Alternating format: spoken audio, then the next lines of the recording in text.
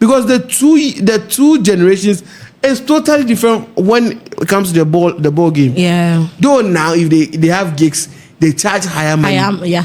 But again, comparing this higher money to the value of probably when they were making, they were taking probably 2 million naira for a show. You understand? 2 million.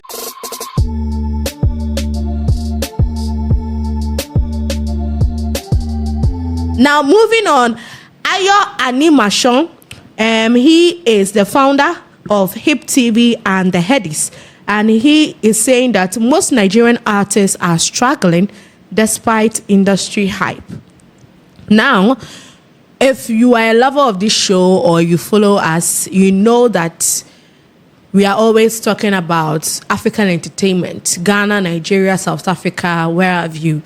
Baby, able to be I can't watch them. So you know how much. I want to use a particular word. I don't want to use it in a way that I'm going to get in trouble. But we place so much hype on the Nigerian music industry or the Nigerian entertainment industry. But here is somebody who is a stakeholder in the Nigerian entertainment industry making such revelations. And I mean, it feels like it's a sobering reality that he's actually letting us in on. And according to him, the industry's perceived glamour is sustained by a handful of top-tier artists who dominate the charts and headlines. Meanwhile, a majority of musicians, especially lesser-known and upcoming ones, struggle behind the scenes with little to no return from streaming platforms or live production. And this is what he said. A lot of artists are not making money. You say artists are making money. You can't count 10 that are really making money. So according to Ayo, when you go to the whole of Nigeria, bring out all the boys and girls and those who are she, him, and shim. Bring them all, those doing music. When you bring them all together, 10. Only 10 are actually making money, like good money from music. And he also added that what you get from streaming in Nigeria is not what you get from streaming anywhere else around the world. It's just peanuts. I think this one we already talked about it some time now. But looking at what Ayo is saying, do you think? I don't want to say he's misguided because he's actually like a big person in the entertainment space. So I don't want to use. He's managed a lot of wonderful talent. Because HipTV is actually an entertainment and lifestyle channel. Channel they really have great content out there pushing their talent and all. But what do you make of what Ayo is saying? I think from what he's saying, do you believe that it's actually a sobering reality? Is a reality because this is coming from somebody who is actually a role player, this is someone who has managed artists in the past. Yeah. Who has played a role. So he's seen probably two different generations who like music. And it's talking from a point where he's seen this before. Yeah. And he's seeing this now. So it's like the monies are not going how it's like the monies are scattered all over.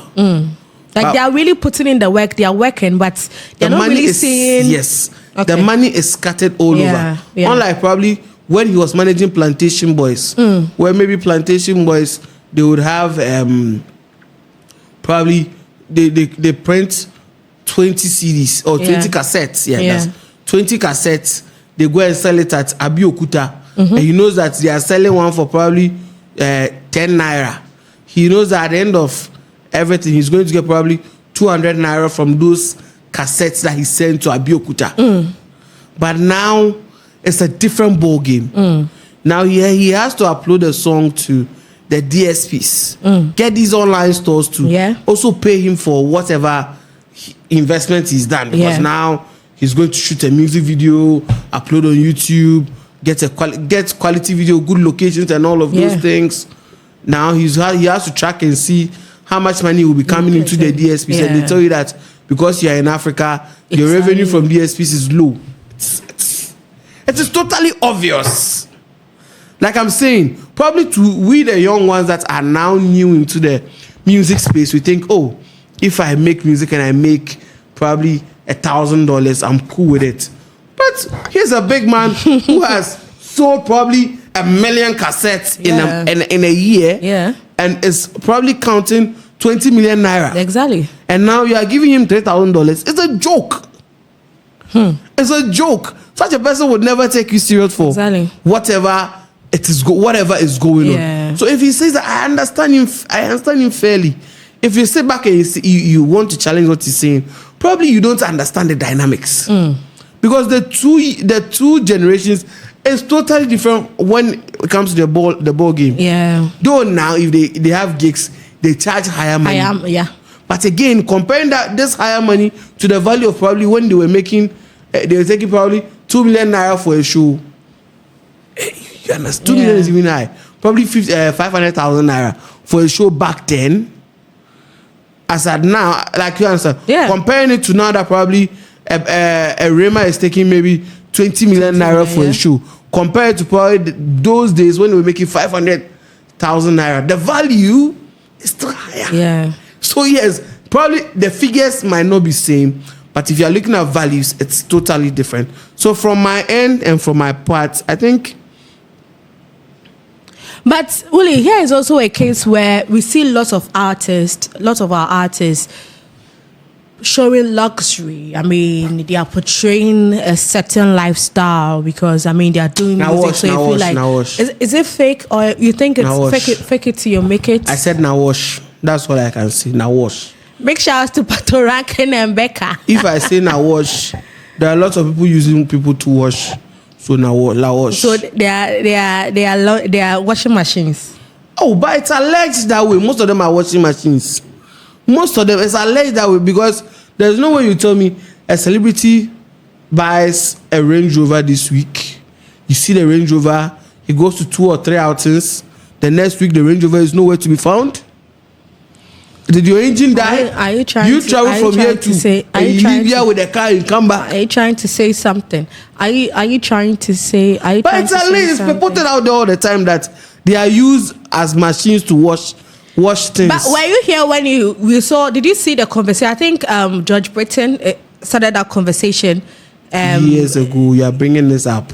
Oh no! But it came up. I mean, yes, in the recent when I saw someone share it. Exactly. But you see, I'm not comfortable with it because George is one man I respect a lot. You are not comfortable with having this conversation because fraud. No. Wait. Let's not even bring George in there. Yeah, because you cited him as an example. That's why I want. Yeah, so let's take George out of the conversation. Yes. But people feel like, well, if your money isn't legally gained, why don't you also invest in artists? That's what they've been doing. So they've been doing that already. That's what they've been doing. Okay. They are using them. Like they are tools, they are vessels that are being used. They have availed themselves to be used. Business. They are being used for the business. Oh my. But what I'm trying to say is music is there. They are living the flashy life. Probably someone is sitting in a 10,000 somewhere $100,000 mansion. But the papers are not in his name. But for some shaggy reason, so there was some time back I watched a documentary by Akon. No, it was a speech. He went to one of these events and he was talking. It was like these days he went on a video set with one of the young artists. He was featured by a young artist, and the cars they pulled over with some Corvettes and all of those things, doing all the heavy duty things in the car. Doing all the limbo. When they were done, the guy ordered an Uber and went home. The car is not for him. The owner came for the car. But you sit back, you watch the videos and pictures for the ground. Exactly. But you watch the music video, you're like, hey, I want to buy this Corvette too. The reason why I mention Corvette a lot is your favorite. It's a car that I'll buy on Tuesday. My birthday is on Tuesday. A car that I'll buy, so my lunch is story now. Please, I'm buying a Corvette. The car, if you see me trying 7 in the front, you know that. Yeah, the producer will put my car on the screen very soon. Which car? My car. I beg, have you watched any car? You haven't watched any car yet. Yeah, it's a birthday car. So you see, my Corvette is coming. So yeah, but I can't bring it here. Your road and Corvette are not friends. This your road. Why are you exposing us? Oh, but it's obvious. Even Takoradi. Which one is obvious? No. Who on the internet saw it? See. I beg, just move on with your submission. There's no road on Takoradi that my Corvette can walk on. Now even because here in Ghana, the roads in Ghana are bad. You cannot come here. Probably, you cannot come and sit. My car at Airport Ridge. And Airport Ridge, but the road is bad over there. Hey.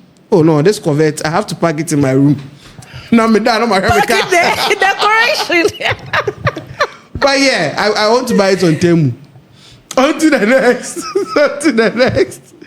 But honestly, what was I even saying? They are used as vessels. Don't forget about the flashy life. But with what HipTV, most of Ayo is saying, Ayo is trying to make you understand that these are two worlds. So comparing both, the other one was making a lot of money. Making money. Than the other.